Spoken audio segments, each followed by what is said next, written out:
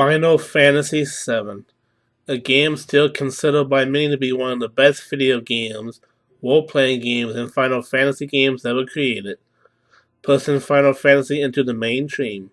Fondly remembered for its gameplay, storytelling, and at the time state-of-the-art graphics. What is it about this game that has captured so many people's hearts and imaginations? What drives them to play it again and again and again, even to this day? Well, today we find out. Join me as we enter the live stream to see why Final Fantasy VII is the gold standard for role-playing games of its kind. Hello everyone and welcome to the season premiere of T-Shade Video Game Reviews. I'm your host T-Shade and today I'm filling a request by one of my subscribers. A request to review the original Final Fantasy VII video game. But first, don't forget to bop that like button and subscribe for more videos. Now without further ado, let's dig into Final Fantasy VII. The game starts off with a beautiful melody and opening credits before taking you to the title screen. From there, it looks like we've been sucked into space. Space. The final frontier. Then we meet a girl we're not expecting to see again. A girl who's going to have a wonderful and terrible impact on our soul before we even know it. But right now, she's just a girl with a flower. And you have to understand that at the time this game was released, we thought the graphics were amazing. After panning out over Midgar and seeing the game's logo, we're sucked right into the action as the train stops at a train station. The members of the group Avalanche start kicking some ass. We're introduced to Cloud, which you can name whatever you want, and we have our first battle.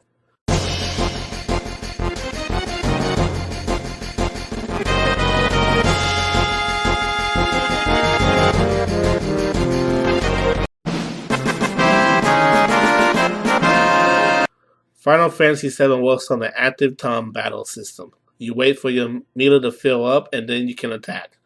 You make commands with the sucker button and cancel with X. You can use normal attacks and matches or use various items to your advantage.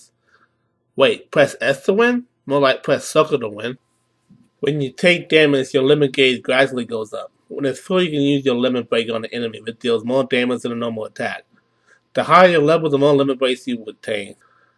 We're then introduced to the members of Avalanche. Barrett, the leader, who most of us just named Mr. T. I pity a fool who don't care about the planet. Big Sin was because Square loved those Star Wars references. And Jessie. Can I actually take this time to go on about how amazing Jessie is? Beautiful, smart, loves explosives, and is sweet on Cloud from the very beginning. Almost too sweet in fact. She makes an ID card so special that it sets off the security alarm. But I digress. Jessie and Cloud were the original Final Fantasy VII pairing. Barrett later joins your party and you can use them both in battles. The mission is to basically blow up a mega reactor that is sucking up energy from the planet by a large corporation named Shinra Inc.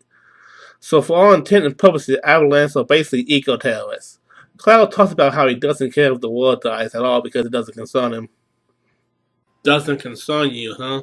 I'll let my good friend Canal leave this planet. What are you saying? If the Earth dies, you die. If you die, the Earth survives. So you get to set in the bomb and then you fight the first major boss of the game, the Mecha Scorpion. Attack when its tail is up. Yeah, a lot of new players were thrown off by this. Basically, with the way it cuts off, we thought it was telling us to attack with its tail up. When actually, if you let it finish, it's telling us to not attack while its tail is up. I think Square knew what they were doing. After that, you have 10 minutes to escape the reactor before it explodes. Which you would think isn't enough time, but actually it's all the time in the world. So you folks who show 30 minutes of the remake of Wimps.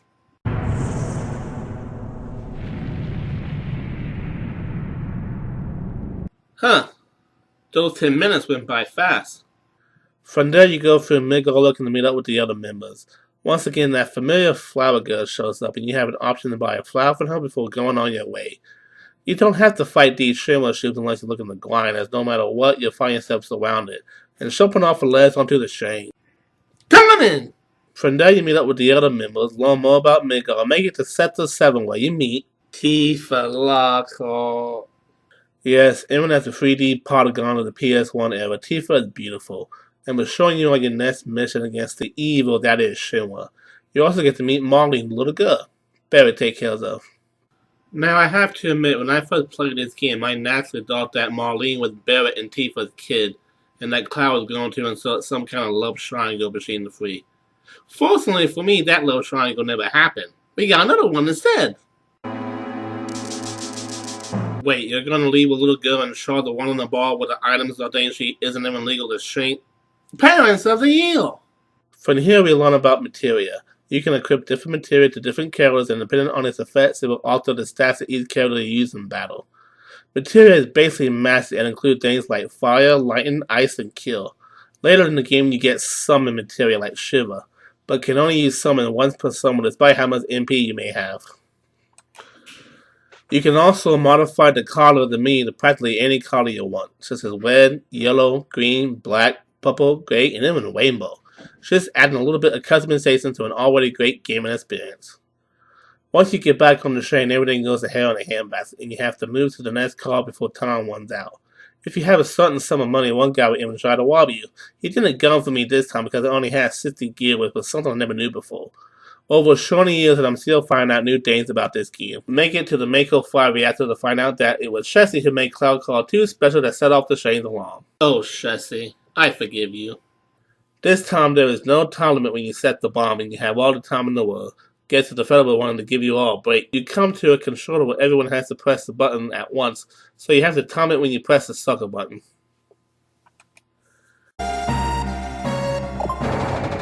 Huh. Got it on the first try. Then you meet President Shinra before having to fight another robot that blows up the bridge and Cloud falls to his death. Well, that was a short game. Thank you everyone for watching this video. I'll see you next time.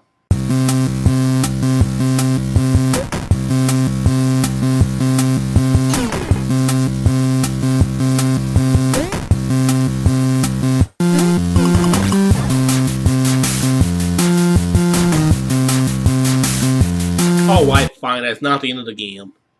Cloud falls through a roof of a trust in a flower bed and meet that familiar flower girl who's been stalking us with her presence since we pressed new game.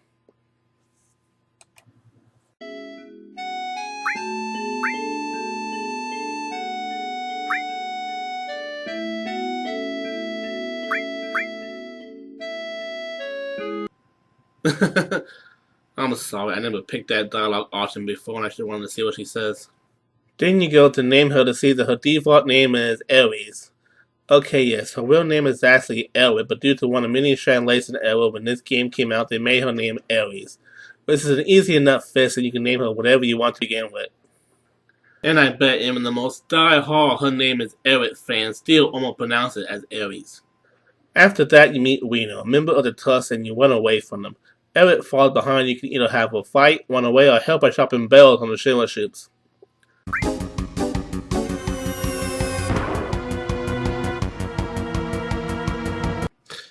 Yeah, I was never a good marksman. After that, you return Eric to her home where her mother asks you to leave without her. From there, you have to sneak out of the room and down the steps, make a little bit of noise, and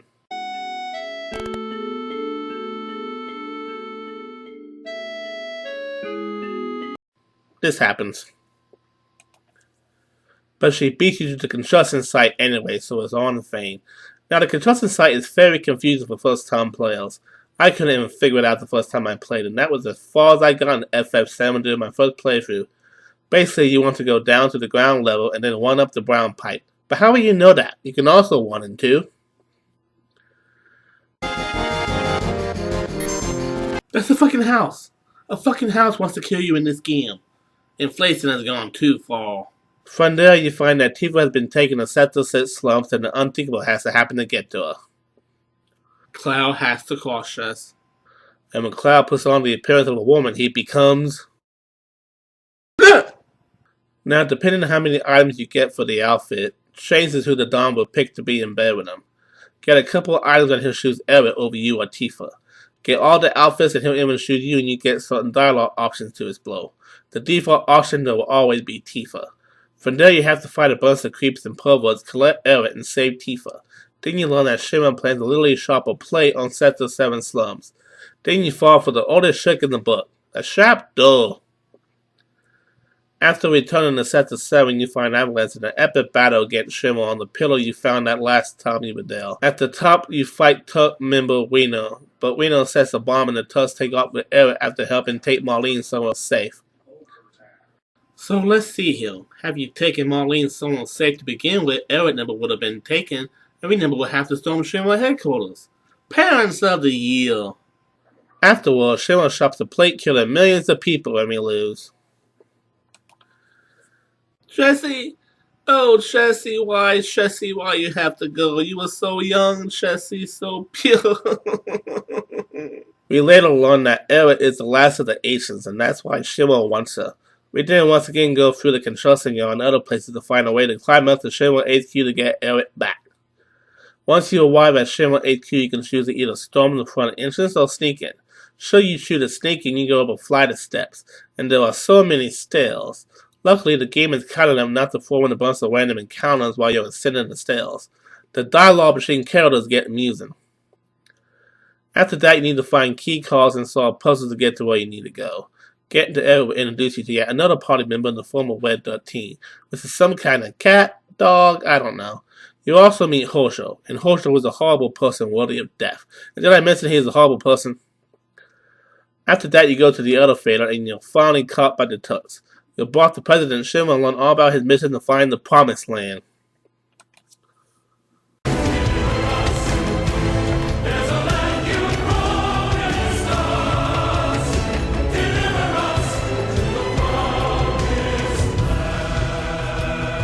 From there, you're put into a cell, and the next morning the cell door is open. Now, leading up to this moment has been name shops of the great Sephiroth, soldier first class who was a legend and the best soldier ever. Everything building up to his first appearance is calculated as he wipes out all Shinra HQ and kills the president solo while you're asleep, making you wonder just who or what this Sephiroth truly is. Even in the manual, he left a mystery, an enigma. Then we're introduced to the son of President Shinra, Rufus. You have a two-way boss fight where you're alone in Cloud against Rufus and have three members facing a giant robot in the elevator. Rufus is easy enough to fight if you have the poison material equipped. Just keep spamming bile. From there we have the game's first minigame. You're on a motorcycle defending a group in a car from Shinra soldiers on bikes. Square and circle are used to attack between left and right while the directional buttons move your bike. After that, you have yet another boss battle with a large machine, and finally you're taken out of Midgard to realize that the world is even bigger than Midgard itself. This was a huge turning point for players who thought the entire game should take place in Midgard. Now you have a whole expanded world to explore and new towns to visit. Once you get to King, you have a flashback scene of Cloud's past, and at long last we get to see the great Sephiroth in all his glory. The game doesn't just tell you how strong he is, it shows you through gameplay, with each fight looking at his stats and seeing how much damage he can inflict on enemies, inspired you to become just as strong during the course of the game. And the iconic image of him among the flames of Cloud's hometown walking away has been both literally and figuratively burnt into our brains for years to come. And for there you had to do some chocobo hunting. Yeehaw! I'm Master Tom, and I heard you need a chocobo. Well, we got yellow chocobo, red chocobo, green chocobo, the what? But you need someone little to lead them in, or you'll never catch one. Be sure to have plenty of greens, or else that chocobo will flee at the first sign of trouble. Hee-yah! You're also given a device that allows you to switch party members at any time on the world map or a save location. Catching a chocobo is easy enough. You have to distract it with various greens by taking out the enemies around it. Then you can ride on it across the swamp and avoid the serpent that lives there. After going through a cave and meeting some Turks members, you can go to a town that has a side quest and a forest that has Yuffie hiding in it. If you beat her, you have the chance to recruit her by selecting the right dialogue options. Otherwise, she'll run off with your gear. Make it to the next town and you have a string of annoying minigames you have to complete in order to advance. Like giving a good CPR, jumping at just the right point on a dolphin, and then you get to shut up at the Shinra soldier and do a monster please President Rufus before you finally get on the ship to cross the ocean onto another continent. Needless to say, dangers get tedious. I heard of jumping the shark. What about jumping the dolphin? After talking to the white people, you face the piece of Chernobyl after seeing Sephiroth with your own two eyes. You then go through a beast town and a very long and tedious mountain before arriving at Barrett's hometown and getting more on his backstory before arriving at one of the best parts of the game, the Golden Saucer. Minigames! A bike game! And a mall game!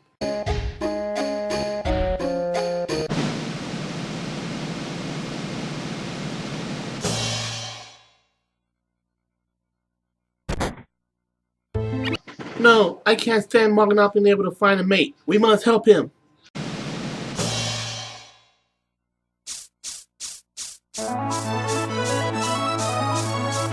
Yay, we did it! From there we meet the owner of the saucer and stumble upon a crime scene where someone with a gun arm committed. Was it Barrett? We get sent to a desert prison and find out about Barrett's friend who also had a gun arm operation and is the biological father of Marlene. Be sure to equip Barrett with plenty of material because you'll need it. You'll be going one-on-one with him real soon. Once you beat his former friend, you have to do a shockable ways to get back to the surface, and then you get a buggy to help you on your journey. Despite being in the buggy, you still have to continue with random encounters. Once you make it to Red 13's hometown, you learn his real name, and I'm not even going to try to pronounce it. You learn about the live stream, and you get most signs that there's something wrong as Tifa asks if you are who you say you are. And Eric learns more about her ways. You also discover that Red 13 hates his father and thinks he's a coward. So you eventually enter a cave where the enemies are even harder and can put almost instant death on you with a countdown that automatically kills you when it reaches zero. It will constantly strain your MP, and if you're not properly equipped, you're screwed.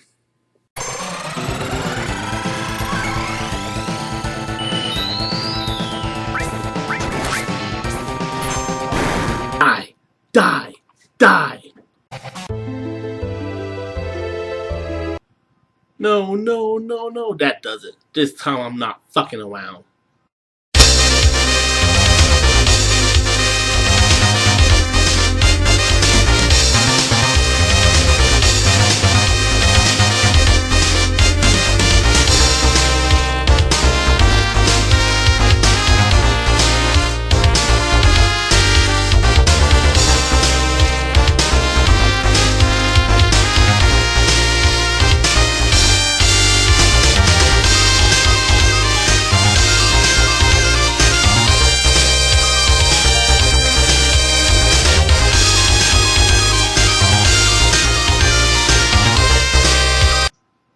Yeah! Take that, you son of a bitch! After he beat the boss, Wed's grandfather shows him his father, Seto, who protected the Phyllis and was turning the storm from poisonous elves. The man that Wed thought was a coward was actually the greatest hero of all. It's almost poetic. After that, you head to Cloud and Tifa's hometown to find that it's in perfect condition. If you go into the Shinra Mansion and unlock the safe, you find a side boss that leaves a basement key behind to unlock Vincent Valentine to join your party. But I recommend grinding some before you face him. You meet Sephiroth in the study room in the basement and then follow him to the mountaintop. After passing Mount Nipple, we reach a small town with a rocket where we meet Sid for the first time. After battling a Shinra agent, we escape on a plane that gets turned into a boat and reach an area where Yuffie warns us that beyond this point is tough. After fighting some Shinra soldiers, we discover that Yuffie stole all materia and we chase her to a fill us up note. Just need to save here and... You fool! Did you just save during the Yuffie side quest? Well, yeah, why not? This is a side quest that straps you into it until you beat the final boss. If you can't beat that boss, then you'll be stuck forever and have to start your game all over again. No, I must. I must beat this boss. I must! For the fans!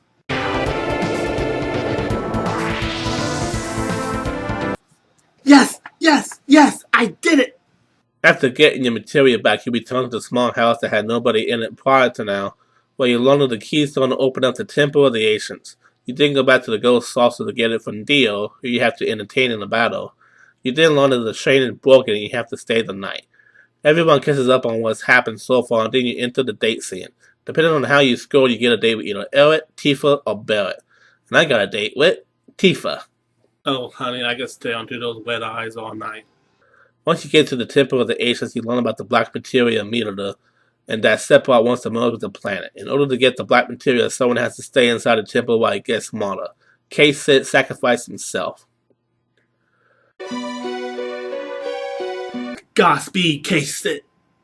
After that, Cloud goes nuts and gives the black materia to Sephiroth, prompting Eric to go off to the city of the Ancients to stop Sephiroth from casting meter. We later learn of a boy named Sak who went off to showing Sozo and how he compares to Cloud before setting off for the city of Ancients to rescue Eric.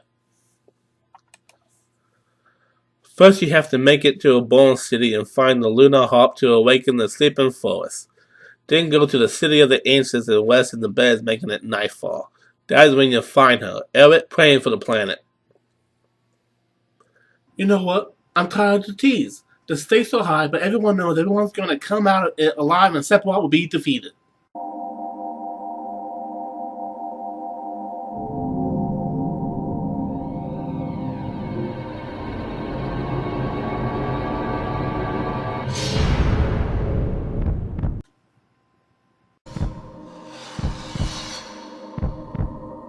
No.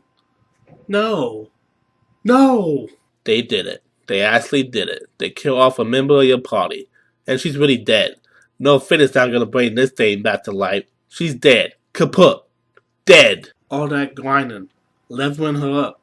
Healing and saving my ass. It's all gone. It's... I can't take this. I can't take it anymore. I quit. I'll never play video games again.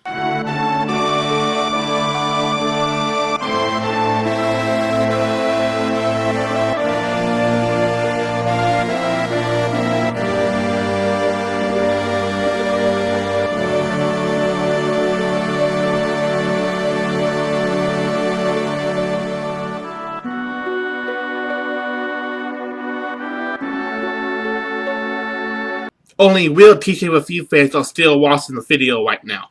I got a sheet for you. I made my very own book titled Gaia, a superhero story about a high school student who develops amazing earth and plant-based powers and fights crime, gods, and monsters in the Kansas City area.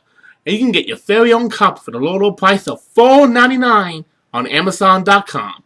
Just follow the link in the description or the pinned comment and get your very own copy today. Amazon.com.